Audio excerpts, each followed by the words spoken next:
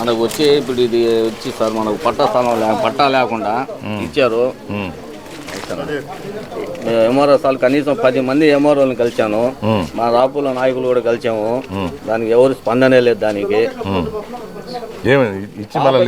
Sir మనకు పట్టా ఇవ్వకుండానే మాకు తమ్మిలేమన్నారు.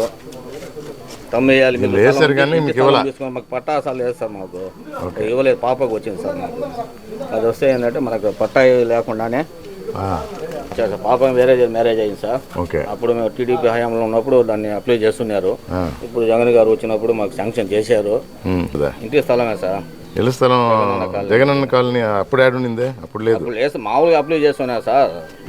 మా జగన్నాథ్ సార్ వచ్చినప్పటి నుంచి ఏంటంటే మనకు దాన్ని ఇష్యూ చేశారు సార్. శాంక్షన్ చేశారు.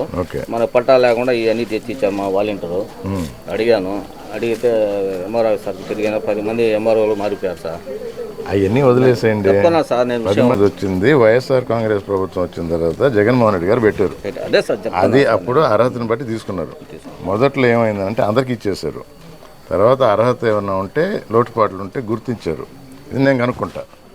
అది పాయింట్. ఎవరిక్కడ తెలుసా ఎందుకు తీసేసారు? అది కాదు, ఉన్నది చెప్పు. నీకు తెలియదు అంతే కదా? సరే, ఒక కాగితం ఇస్తా. నమ్ముకొని మాకు చాలా అభిమానం ఆయన అంటే. నేను చేస్తా.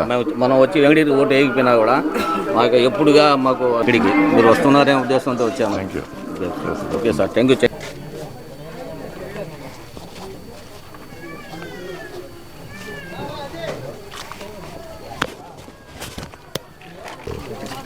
అవి చాలా ఆగి ఉండదు. ఎందుకో నేను రిపోర్ట్ ఇవ్వమని చెప్పిన.